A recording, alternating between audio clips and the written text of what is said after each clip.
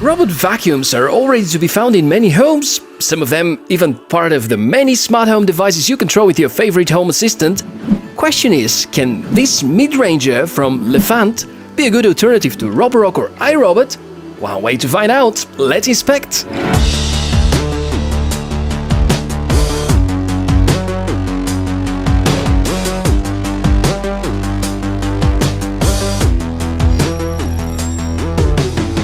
Hey, welcome everyone, Tech4O channel, I'm Michael and we're diving together into the next tech inspection.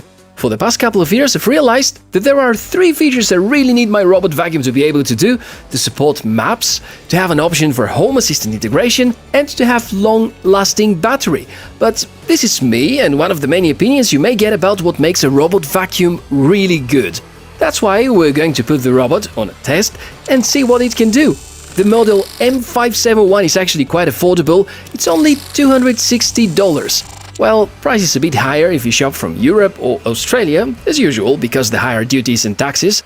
But apparently, there are tons of solutions in this price range which actually deserve attention.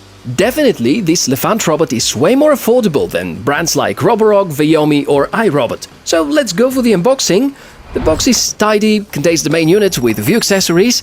Taking the vacuum out of the protective plastic bag shows rather small robots with not too big wheels, a main brush and 2 side brushes. From experience with other models, I'm not a fan of having 2 side brushes, but I'm definitely curious to see how they perform here. Installation of the brushes is apparently easy, just click and they're ready. That's all you have to do in order to prepare it for the first cleaning. We can already see the 3 buttons on the top. This one on the left side is the Wi-Fi indication, it's not really a button. The part that is often to be seen with most premium robots, the LDS circular bump, is not present here, so it's interesting how the whole thing with the maps advertised works. Here's the charging station, plastic build, not impressing with quality. Lefant have chosen the trend to place the dust container on the back side of the robot, has 3 layers of filtering and the top is the HEPA filter, so that's supposed to be good. Here's how the water tank setup looks like, and we're of course going to test it. Make sure to take your time before the first cleaning. Going through the app settings and the user manual are a good idea. Also charging the battery to full. Nothing special about the dock installation. Of course, like almost every other robot designed in 2020, this one supports automatic return to the charging base in case the battery gets exhausted. Time to brief you about the specs. 2200 pascals suction power, the battery capacity can last 180 minutes of cleaning time, 600 ml dust box, quick releasable, 300 ml water tank with electronic control, wet and dry cleaning, 2 side brushes and a main W-shaped brush. From the hot and trendy features, there seems to be no advanced laser navigation, which most good robots use in order to create room maps. Lefant call the option here Free Move 2.0 and seems to be using mostly this sensor on the front. There also are some extra sensors to protect the robot from falling off stairs and so on. So time to check out the cleaning efficiency. Generally, it picks a lot of dust. If you have animals at home, fur and pet hair, it's gonna be no problem. Spilling some rice and collecting it, and that's a regular test I do with vacuums, the M571 does a mediocre job, sadly. You can see a lot of rice grains remaining unsucked, although it was running at the strongest section cleaning mode. If you try a second run, it may be better. The side brushes seem to be doing alright, but seem to be the reason preventing the rice to easily reach the dust box. Not as effective as others, but still 55 out of 60 grams is a decent result.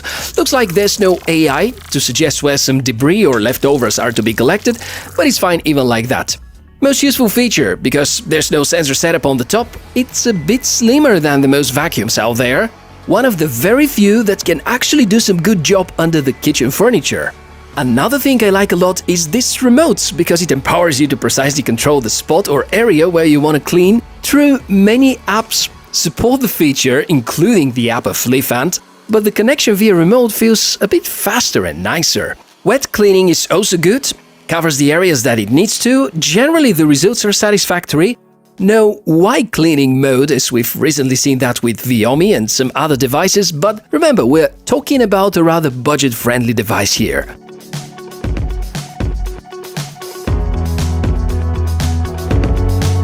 I mentioned the app.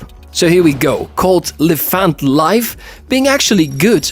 Nice to see that you can integrate with Google Home or Alexa, really important these days. It also supports maps, but they're not exactly great kind of maps. The navigation system is simply not up to par with the market leaders. The functions are however good, and the lane with the features is fantastic. You can choose between spot cleaning, random cleaning, normal cleaning, mopping, and so on. There are a bunch of settings. We even have access to some error counters.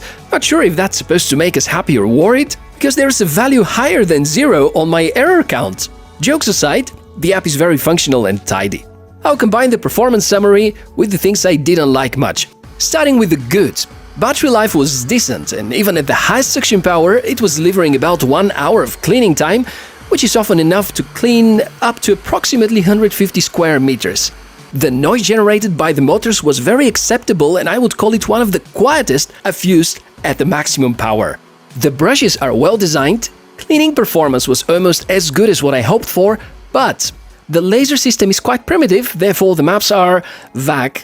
The build quality feels a little toyish, and there's no carpet boost mode, and big carpets anyway seem to be a challenge. Looks like climbing onto such may be challenging for the M571, and we talk here about values above 1.5 centimeters. Also, for the first time ever, I saw a notification about weak Wi-Fi signal on the app, and it's a fact. The router at home reported twice weaker Wi-Fi signal to the robot compared to Roborock, for instance. But connection still worked, and I've never really lost it. So on paper, the Lefant M571 sounds to be a good choice, but if I have to point out a champion in this budget class, the 360 S5 remains my favorite, despite the smaller battery and the lack of wet mopping. My feeling is that the cheaper and non-smart versions of Bagot I tested earlier were doing better job. The Lefant M571 never really gained my trust, but again, reminding you that this is one of the many opinions you can hear about it, and now I'm more interested in yours. So please take a moment and share what you think in the comments below. Make sure to note which you consider to be the best vacuum in the price range below $300. Really interesting to see what you guys have to say. If you like the M571 by Lefant, then you can of course find the link to the product and more info in the description below. As usual, wishes for a fantastic day. Be safe, take good care of yourself and your home, and I'll see you in the next episode. Cheers!